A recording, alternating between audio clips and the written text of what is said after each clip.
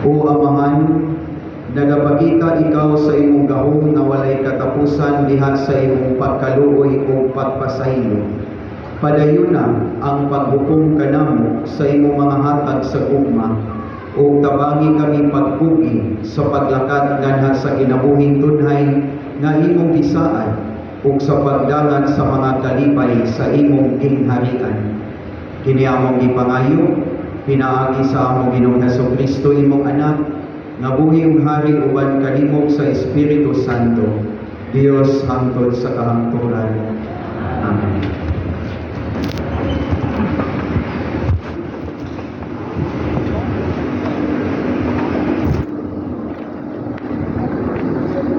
Kinudlo gikan sa basahon ni Propeta Amos. Alaot gayon kamo nga nagpuyog nga haruhay diha sa Sion, o kamo nga nagtuo nga halayon kamo sa kakuyaw diha sa bukid sa Samaria. Kamo mga dagkong tawo sa nasod sa Israel nga maoy dagpanan sa mga tawo. Alaot gayon kamo nga naghigda sa mga mahalon nga mga katre o naghay-ad-hayan sa inyong mga kama o nagkaon sa karne sa mga nating baka o nating karnero. Gusto kamo magtagi o mga awit sama sa gihimo ni David o magtugtog sa mga alpa. Nagpatuyan kamong inom o bino o gidihog ninyo ang inyong kaugalingon sa labing maayo nga lana. Apan, wala kamo magbagutan sa pagkalaglag sa Israel. Busa, kamo maoy unang mabihag o ang inyong mga pista o mga kumpira matapos.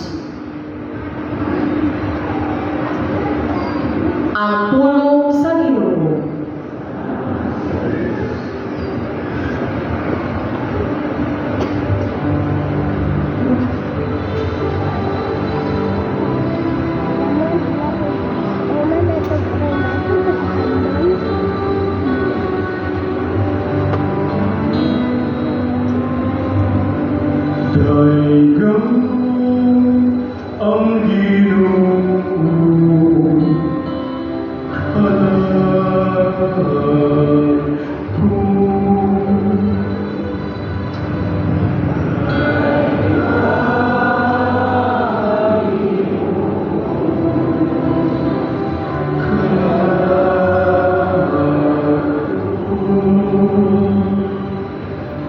Bulan siang makin malam hangtod sa kampuran, nananapadaan sa katarong alang sa gidaw-daw. Naghatag pagkaw sa inuto, ang Ginoo naghatag kagawasan sa mga hirap.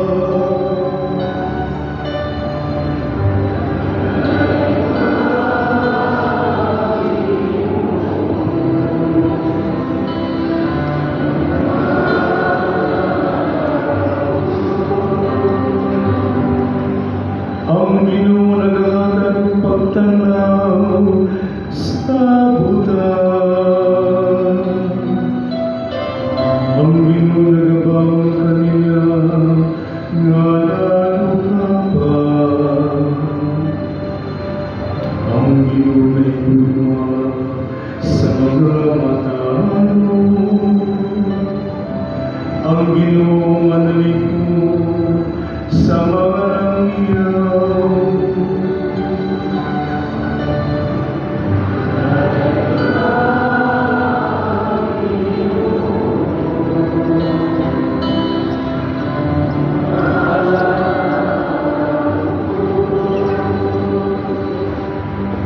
Gibuhis sa Ginoo ang mga ilog o mga balo.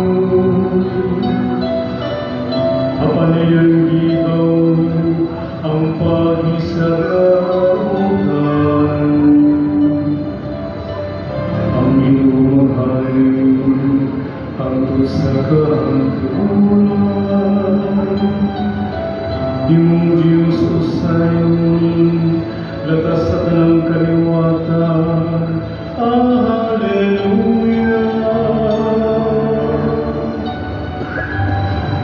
Dahil ka ang Ginoo,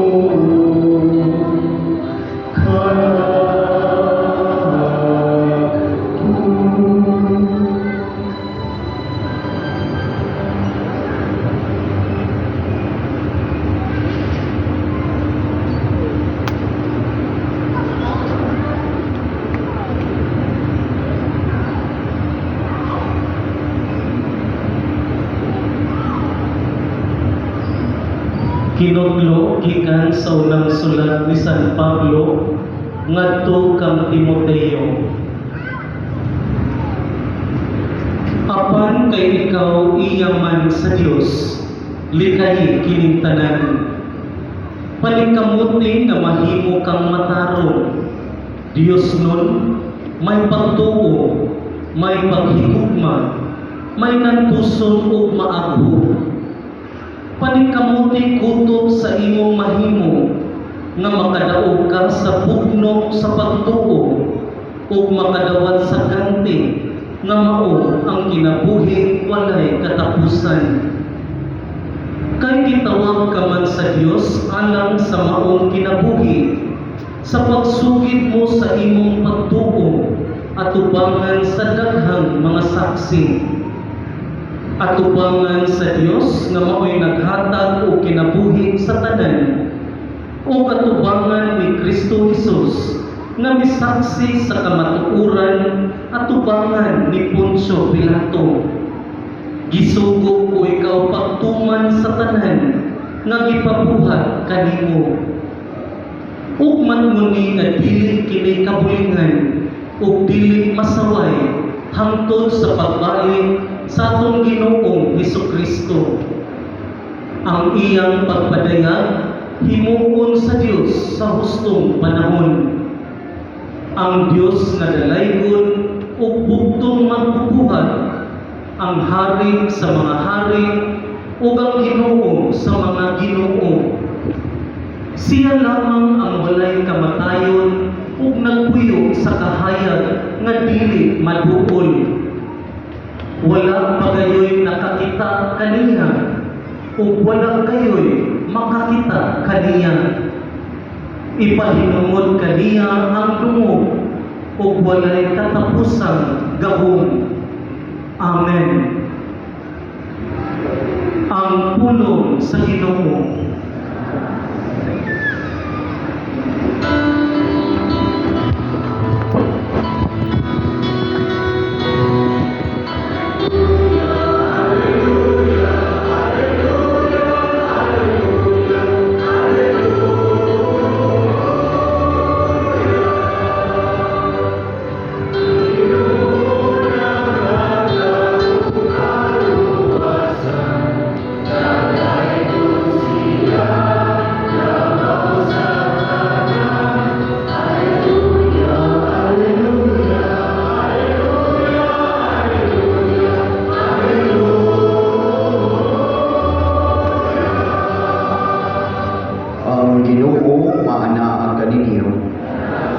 Pagbasa ni sa Santos na Ebanghelyo sumalat ni San Lucas.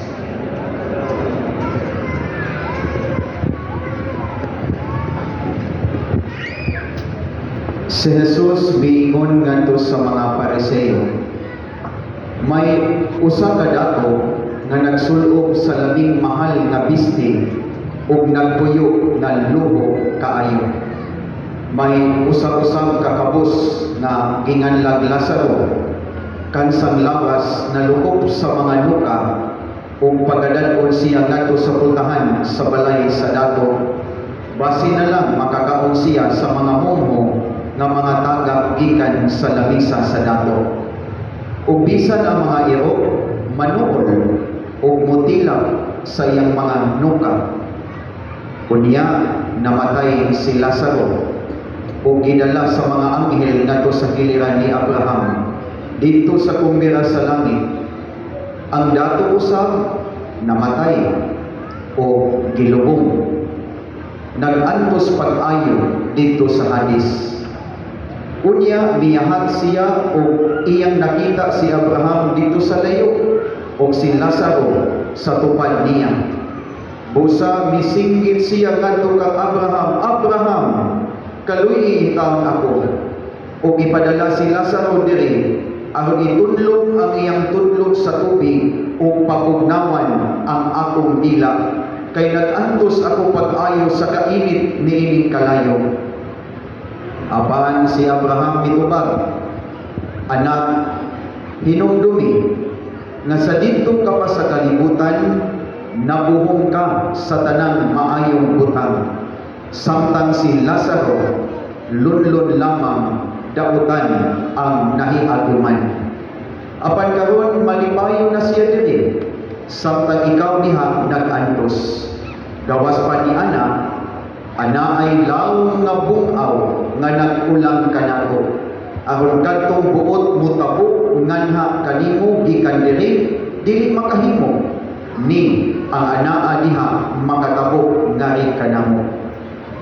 Ang dato mitubag, kung mao ka na amahan, hangyuon ko ikaw nga imo utang ipadala si Lazaro ngadto sa amo. Diin ako may 5 ka igsoong lalaki. Paadtua siya aron silang kapasidan-an o dili mahian hinining dapit sa kasakitan. Si Abraham miingon, atua dito si Moises ug ang mga propeta nga magpasidaan kanila. Sila na'y mahibalo sa pagpamati sa ilang isulti. Ang dato mitubag, apan amahan, kana dili paigo. Kung dunay mabanhaw o muadto kanila, mamiyak gayon sila sa ilang mga sala. Apan miingon si Abraham, kung dili sila mamati kang Moises o sa mga propeta, dili gayon sila makabig bisan pag may mabanhaw. Ang Ebanghelyo sa Ginoo.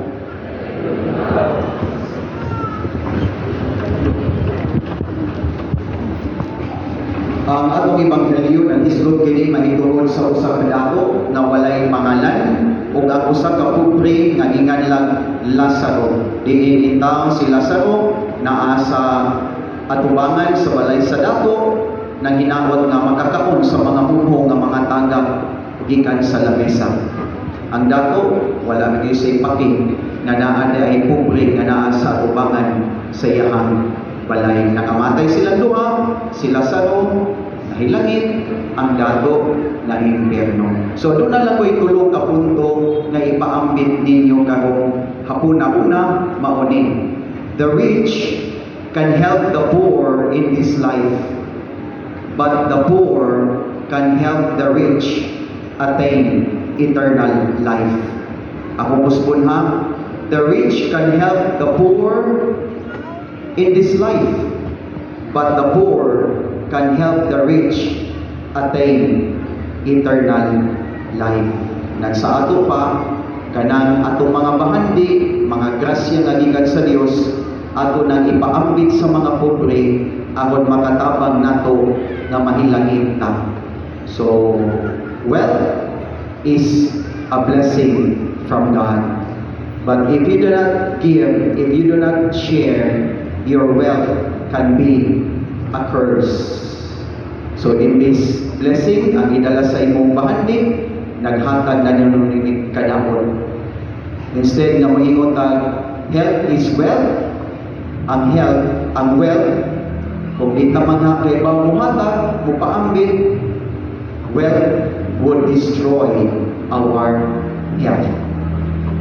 So, kanang bitaw na panahon nga mag-drive tag sakyanan, no? Nay manuktok na to pa, ay mangayo, daghan ay manaygon sa nato kay mangayo. Nya dili ta mohatag kay mahadlok bay ang dakpon. Kay naa bay ahin siya nga motabang. Pero wa man kanus aman, asa man. Mo na kung dunay manuktok nako, ako ginang paglihan. Muhatag gyud ko, bahalang dakpon ko. Okay ra kung dakpon ko kay naghatag hatag ko kaysa dakpon ko kay hakog ug daw ko. Nag-drive ta ng minilyon nga sakyanan, kunya dili nakahatag og 5 pesos. Kalahin no? Una nga, do not allow a beggar go away empty-handed. Kay even during the time of Jesus, naa na ning mga pobre. Ug hangtod karon, ug hangtod na mamatay ta, naa gihapon ni sila. Kay kabahin ni sila nining kinabuhian. Kung walay pobre, kinsay maglabas sa inyong sinina. Kung walay pobre, kinsay mo drive sa inyong mga sakyanan. Kinsay mag-ayo sa mga maguba nga mga motor o mga sakyanan. Kung walay pobre, kinsay manakop sa isda. Kung walay pobre, kinsay mananom sa mga utanon. Kung walay pobre, kinsay mo panday sa tumbalay. Kung walay pobre, kinsa dalay mo tabang nato o pamaligya sa itong mga tindahan. Tungod sa mga pobre, posibleng nga nadatot ta. Dili ta pwedeng mga pader. Kung wala pa ko pader, dito ko magatabang sa pobre. No. Dakong posibilidad nga ang pobre mao'y nakatabang nimo nga nung nahimo kang dato karon. Mao na, please help the poor because the poor would help you attain eternal life. Second point for reflection: do not walk with God holding hands with the devil. Do not walk with God holding hands with the devil. Kana bang ining kadomingo mga lawat, ining Lunes mangawat, mo na'y walking with God but holding hands with the devil. Kana bang kusog kay maglubina, kusog kay magusagyo, pero maldito o maldita kaayo. I remember a story, dahi usa ka negosyante, iyang hiningnan niya tinira, Inday, ako sa kasakong bugas, ikuaan na ni mo 2 ka kilo. Niingon sa tinira, humana madam, ako lang nagkuha 2 ka kilo. Niingon na sa siya, Inday, ang usa ka tawo nga oil o lana, imo na bang nakuhaan og 2 ka litro? O madam, ako lang nagkuha 2 ka litro. Inday, ang atong asukar nga usa ka sako, gikuhaan naman nimo 1 ka kilo? Human na madam, ako lang nakuhaan. Inday, ang timbangan, imo na bang naliso? Human na madam, ako lang naliso. O niingon na si madam, very good Inday, ali, sa kastaas kay mag-rosaryo na ta. Mag-rosaryo na nun sila. Maayo ka no? Holding hands, or walking with God, but holding hands with the devil. That is greed. Kahapog, manikas na tungod sa kahapog.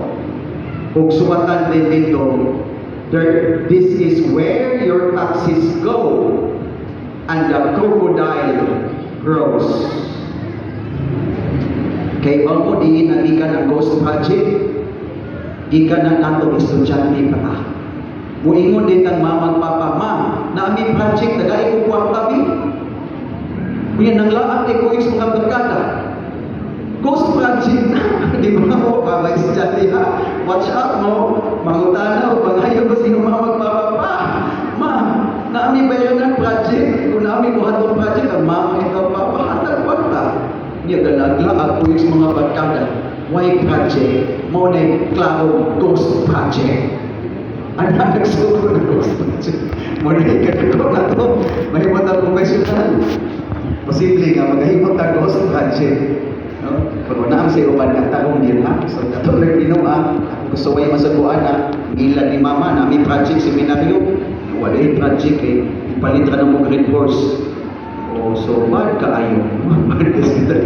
So, wala, no? Muna ikaduhan ako points for reflection. Do not walk with God, holding hands with the devil. Ikatulong na kong punto, the only wealth that survive is love. The only wealth that survives is love. Are you familiar with Cristiano Ronaldo? Kanang may imuduwag sakyan ba? No? Niya usa nas pinakadakto nga athlete sa tibuok kalibutan. So naan siya nindot po na kinabuhi. Ini si Cristiano Ronaldo, aside na nindot isa ka player, nindot po kanya sa katilingban kay mutabang o nitabang niya sa daghang mga hospital. Millions ang iyan ipaghatag. Ako lang pagpa-hospital sa mga bata, labi na kadtong mga bata nga nangasakit o cancer. Siya po personally, mudunit po siya dugo. Mo nang dili ta makakita tato sa iyang lawas kay dili sa ganahan patato kay maundang ang iyang pag-donate og dugo every now and then. Kunya gawas pa gyud ni ana kung dunay mga operahanan unya wala ika-afford mutabang yun na siya sa mga mga ninaog-daog grabe isag natabang niya one time nindot kay naka-desisyon siya na mapalit siya jet plane worth 60 million euros. Sa mo ba ito? 60 million euros? Palit siya. Pero iyan di pa malandungan. Nakahuna-huna o nakahinumdum siya sa gisulti siyang mama sa dihang bata pa. Giingnan siya do sa bata pa ko. Maglakaw na din pa do sa eskwelahan. Kay dili ka afford o plating sa school bus. Every day, mula kawing 10 kilometers. Mauto si Cristiano Ronaldo, wala siya magpalit o jet plane. Kaya ba mo siya ibuhat, nipalit siya usa ka gatos kabuok school buses o iyan ipanghatag sa mga eskwelahan. Pero tilipaya, no? Sa nakadawat, mga bata o tilipaya, kaya na sila kasakyan, ikan sa balay, padulog sa eskwelahan. Pagkamuman iyang itawagan ng iyang mama, Ma, kaibaw ka ma, nagpalit ko mga school buses para sa mga bata. Nahilak iyang mama. Hilak iyang mama, kung niingon iyang mama, dong, walay laing importante niling kinabuhi ka na ikaw makatabang kasi mong isig katao na matuman nila ang ilang mga damgo sa kinabuhi. Kung niingon si Cristiano Ronaldo, the best flight is not that flight that brings you closer to the sky, but the best flight is the flight that brings children closer to their dreams. Ang pinagalindot ko ng biyahe, dili ka ng biyahe padulong sa langit, kundi ang biyahe na makatabang sa kabataan na makabot nila ang ilang damgo sa kinabuhi. Nga nahitabo man na, because Cristiano Ronaldo did not allow his wealth to blind him. Nakita niya si Lazaro na nasa gate sa ilang balay. O tungod ni Ana, he did not create a wall from his wealth, but create bridges out of his wealth. So dili maayo na matinaw ka. Because wealth without generosity loses its meaning. It is generosity, love, compassion give meaning to your wealth, or else wealth would become a dangerous illusion. Wealth is measured by love. So do not forget those 3 points for reflection this afternoon. First, the rich can help the poor in this life, but the poor can help the rich attain eternal life.